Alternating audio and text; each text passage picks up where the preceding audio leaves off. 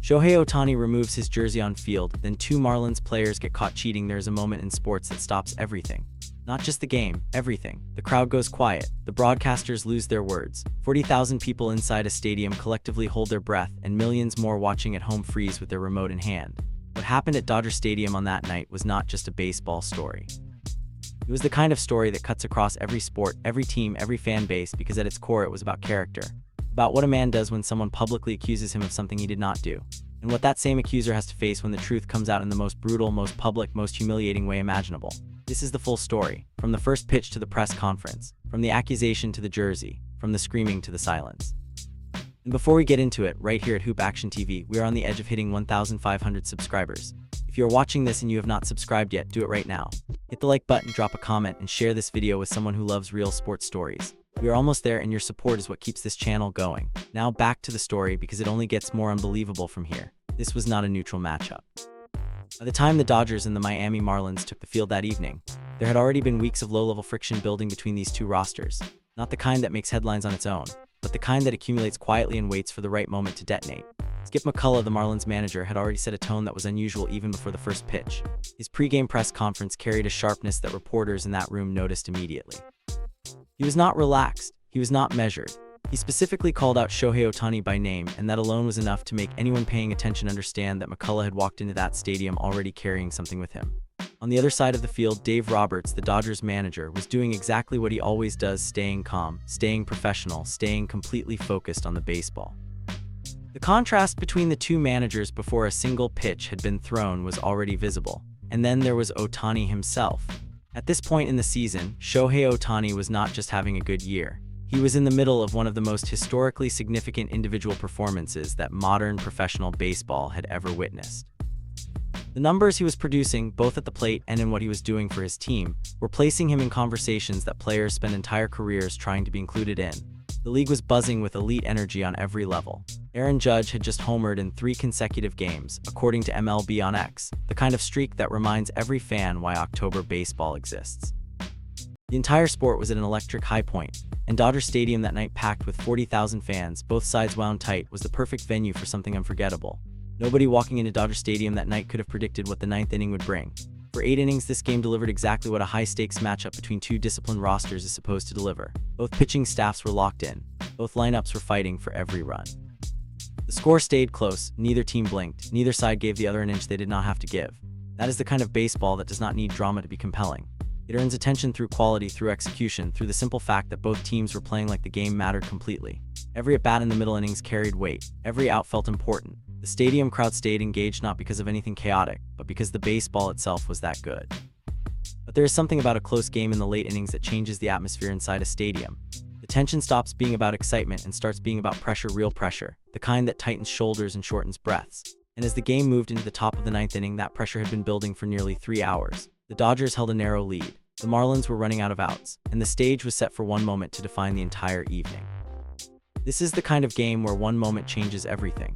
With runners on base, a narrow Dodgers lead, and the full weight of the season pressing down on every player in that stadium, the play happened near first base, and it was immediately undeniably chaotic.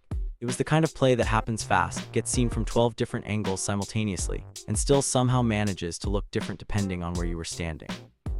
Within seconds of the play concluding, there was confusion on the field, disputes between players, voices rising, and then both dugouts came onto the field. The umpires huddled urgently, players crowded in. The crowd noise surged to a level that made the broadcasters genuinely difficult to hear. And in the middle of all of it, Skip McCullough came storming out of the Marlins dugout with an energy that players who have spent years in professional baseball described as one of the most intense reactions they had ever witnessed from a manager on a baseball field. But here's what separated this from a standard argument over a bang-bang call. McCullough was not arguing the umpire's decision. He was not disputing a ruling or demanding a replay review. He was making a direct, personal, public accusation against Shohei Ohtani, claiming that Ohtani had been deliberately dishonest, that his conduct during the play had been intentional and deceptive. He was cert, completely, loudly, publicly cert. Cameras were capturing every second of it. Players standing nearby could hear every word. 40,000 fans in the stands could see the body language even if they could not hear the exact words, and they understood something serious was happening. He wasn't just angry, he was absolutely cert. What happened next became the single most talked about moment in baseball that week, and it did not take long for it to spread far beyond baseball. McCullough walked directly toward Ohtani, not toward an umpire, not toward the Dodgers bench, directly toward Ohtani with intent in every step. Ohtani's response in that moment was everything. There was no anger, there was no fear. There was no theatrics, no posturing, no attempt to match McCullough's energy with equal aggression. Shohei Ohtani stood there with total composure, the kind of composure that is not passive but active, because maintaining that level of calm in the face of that level of confrontation requires genuine mental discipline. McCullough looked him in the eyes and he said it, "I will never forgive." The stadium erupted, not in cheering, in shock. The sound that came out of that crowd was the sound of 40,000 people simultaneously processing something they had never expected to witness. Broadcasters scrambling to find words. Analysts in studios watching the same footage trying to figure out what they were looking at. Then came the handshake refusal. Arms crossed, body turned. A public, visible, deliberate rejection caught on camera from multiple angles and uploaded to social media within minutes. MLB on X was already in overdrive. The clip was being shared faster than the broadcast team could even fully contextualize what had happened. Sports channels that had been running regular programming were cutting away to cover the confrontation in real time. For a man so certain he was about to be proven catastrophically wrong. Nobody had ever seen this on a baseball field before. That fact alone tells you something. In the immediate aftermath of the confrontation, with the crowd still buzzing, the cameras still locked in, and the players still watching, Shohei Ohtani did something that no script could have produced, no publicist could have engineered, and no coach could have coached. He reached down, he removed his jersey, in front of 40,000 fans and millions watching live on broadcast. It was calm, it was deliberate, it was completely confident. He turned toward McCullough, and he delivered his explanation. What the jersey revealed was the most powerful kind of evidence available in any dispute. Nothing, no substance, no device, no foreign material. No basis of any kind for the accusation that had just been made in front of the entire stadium and a national television audience. McCullough went silent, players exchanged glances, umpires watched.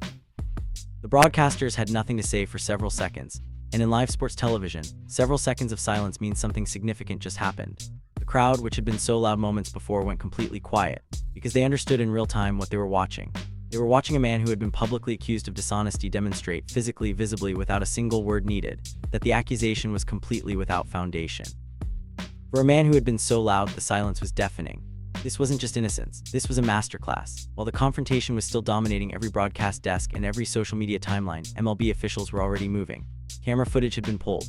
Eyewitness accounts were being collected. The league's review process, which is thorough and methodical, was already underway before most fans had even finished watching the highlights of the jersey moment. The finding, when it came, did not just clear Shohei Ohtani. It completely reversed the narrative that McCullough had built his entire confrontation around, because the investigation confirmed that 2 Marlins players had been cheating. The play that McCullough had used as the basis for his public accusation against Ohtani, the exact play he had stormed onto the field about, the exact situation he had told Ohtani he would never forgive, had been manipulated by players on his own team. Let that sit for a moment. The manager who screamed about dishonesty in front of 40,000 people was managing the players who were actually cheating. The identities of the 2 Marlins players involved were confirmed by league officials. Disciplinary proceedings were announced. The investigation was declared ongoing, meaning the full scope of what had been occurring may not yet have been fully established at the time the initial findings were released. Social media did not gradually process this information. It hit all at once. The reaction was immediate, overwhelming, and completely wall-to-wall. Sports channels that had already cut programming for the confrontation now had an entirely new story to cover, one that was far bigger than a manager losing his temper. This was a story about the integrity of the game itself. The man screaming about dishonesty was managing the dishonest players. The press conference that followed was not comfortable for anyone in the room. Skip McCullough walked in looking like a man who had not slept, who had spent the hours since the game staring at a reality he could not change and could not explain away. He looked tired. He looked shaken. He looked like someone who had arrived at a podium already knowing that nothing he said was going to be sufficient, but knowing that he had to say something anyway. The retraction was full. Every specific claim he had made about Shohei Ohtani's conduct was publicly withdrawn. He acknowledged that he had acted on emotion rather than evidence. He expressed regret. But here's the reality that no press conference can undo. "I will never forgive" had already been seen by millions of people. The handshake refusal had already been shared thousands of times across every major platform. The image of McCullough turning his body away from Ohtani, arms crossed, face set, was already part of the permanent record of that night. A retraction happens in a quiet press conference room. The accusation happened in front of 40,000 people and a national broadcast audience. There's a broader lesson embedded in this moment that sports history illustrates repeatedly. The way an individual handles a high-pressure moment in public, whether that is a manager in the 9th inning or a player at the plate in Game 7, defines how they are remembered. The right way to handle a big moment matters. The wrong way leaves a mark that no post-game press conference can fully erase. Was the retraction enough, or is the damage already done? The answer to that question depends entirely on what you believe accountability in professional sports actually looks like. When Shohei Ohtani stood in front of reporters after the game, he did not deliver a speech. He did not celebrate. He did not use the platform to point fingers or remind anyone of what had just happened to him publicly. He said he understood that emotions run high in competitive situations. He said he had nothing to hide, which is exactly why he had been willing to show the truth. And then he said his focus was already on the next game and on helping the Dodgers win. That was it. No anger, no bitterness, no visible satisfaction in being proven right in the most complete and public way possible. Consider what that requires.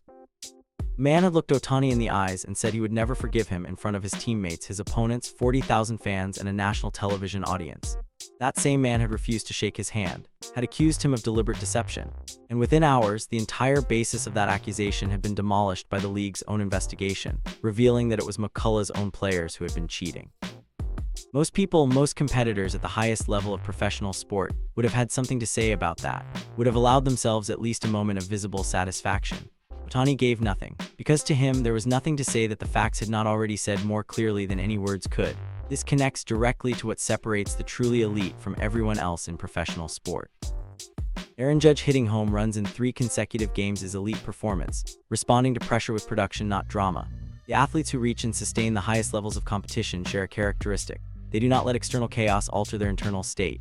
What McCullough tried to do that night, publicly destabilize the most dangerous player in baseball, did not land. Not because Ohtani was performing confidence, because the composure was genuine.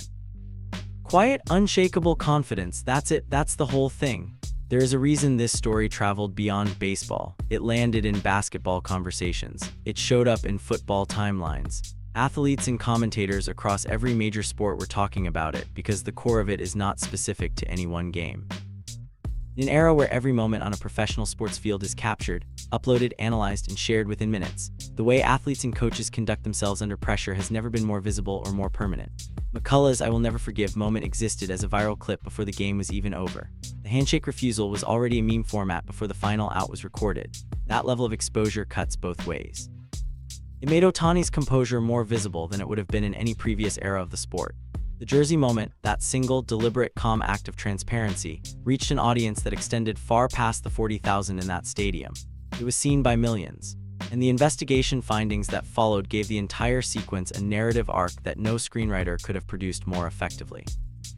2 Marlins players who were found to have been cheating turned a story about one manager's outburst into a story about the integrity of a game that millions of people care about. The disciplinary proceedings that followed sent a message that the league's review process is functioning, that what happens on that field is not invisible, and that the truth, even in a profession where split seconds determine outcomes, has a way of surfacing. And at the center of all of it stood one player, calm, transparent. Already thinking about the next game? Let us run through the full sequence one more time because every piece of it matters. A Marlins manager with visible tension going into a high-stakes game. 8 innings of elite, close baseball with everything on the line. Chaotic play near first base in the 9th inning that detonated weeks of accumulated friction. A manager who stormed onto the field not to argue a call, but to make a direct personal accusation. Public declaration, "I will never forgive," delivered to Shohei Ohtani in front of 40,000 people and a national broadcast audience. Then the jersey, calm, deliberate, transparent. A physical response that required no translation and left no room for interpretation. Then the investigation, running in parallel to the broadcast chaos, pulling footage, collecting accounts, doing what the league's review process exists to do. And delivering a finding that completely inverted the narrative. Not Ohtani, but 2 Marlins players caught cheating on the very play that had been used to publicly accuse the wrong man. Then the press conference, a retraction that came too late to reach everyone who had already seen the accusation. A manager forced to publicly admit that he had acted on emotion, not evidence, and that every word he had said about Ohtani had been wrong. And then Ohtani. Brief, measured, already focused on the next game, carrying none of the bitterness that the situation would have justified in almost any other person.